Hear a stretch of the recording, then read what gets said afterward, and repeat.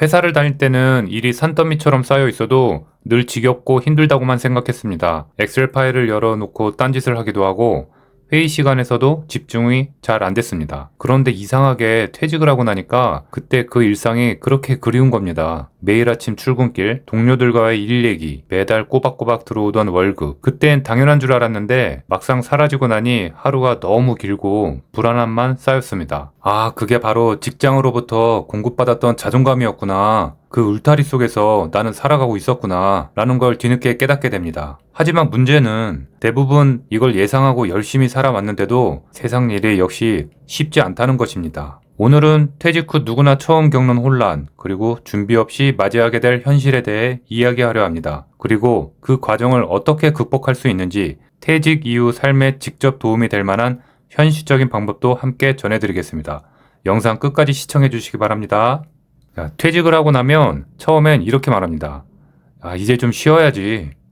여행도 다니고 낚시, 등산 등 취미 생활도 합니다. 그런데 서서히 생활 리듬이 무너지기 시작합니다. 아침에 일어나도 갈 곳이 없는 거죠. 그때 찾아오는 건 자유가 아니라 공허함과 혼란입니다. 30년간 은행을 다니다가 50세에 퇴직한 분이 계셨습니다. 퇴직 준비를 하긴 했는데 제대로 못하셨다고 하셨습니다.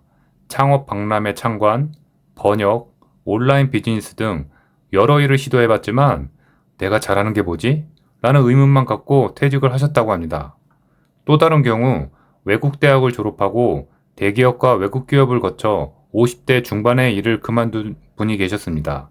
공부에는 소질이 있어 온갖 자격증을 따봤지만 나이 앞에서는 무력했습니다. 결국 모든 걸 내려놓고 집에서 무료한 일상을 보내고 계신다고 합니다. 그분이 이렇게 말했습니다. 이게 현실이죠. 퇴직 이후의 경쟁자는 타인이 아닙니다. 바로 과거의 나입니다. 많은 분들이 과거의 연봉과 직위에 매달립니다. 그땐 내가 임원이었는데. 하지만 그 생각이 발목을 잡습니다. 초고령사회 일본 은퇴자가 사는 법에서는 외면당하는 시니어의 특징을 4가지로 말합니다. 첫째, 자존심만 강하고 겸손하지 못한 사람. 둘째, 과거 지위에 얽매 있는 사람. 셋째, 기술이나 지식이 진부해진 사람. 넷째, 건강이나 체력이 떨어진 사람. 대기업이든 아니든 직장을 떠나게 되면 직장 다닐 때 맺었던 관계는 자연스럽게 다 끊어집니다.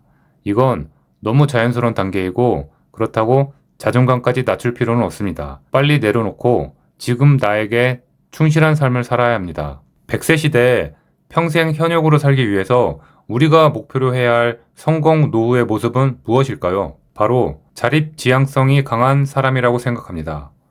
막연한 자영업보다 내 상황에서 할 수 있는 현실적인 위치에 대해 최대한 고민을 해야 하고 재정 관리와 소비 습관도 바꿔야 합니다. 그리고 최소 2년에서 3년간은 투자 기간으로 삼아야 합니다.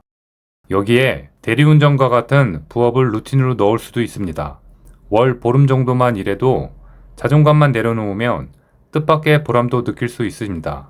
나와는 완전히 다른 다양한 사람들을 만날 기회가 있고 실제로 일하는 날은 돈 쓸 시간이 없어 소득이 있으니 삶의 활력을 느끼시는 분들도 계십니다. 퇴직은 끝이 아닙니다. 전반전이 끝났을 뿐 지금은 하프타임입니다. 단순한 은퇴가 아닌 나의 이막을 위한 구체적인 시간으로 만들 수도 있습니다. 어떤 선택을 하느냐에 따라 인생의 후반전은 완전히 달라질 것입니다.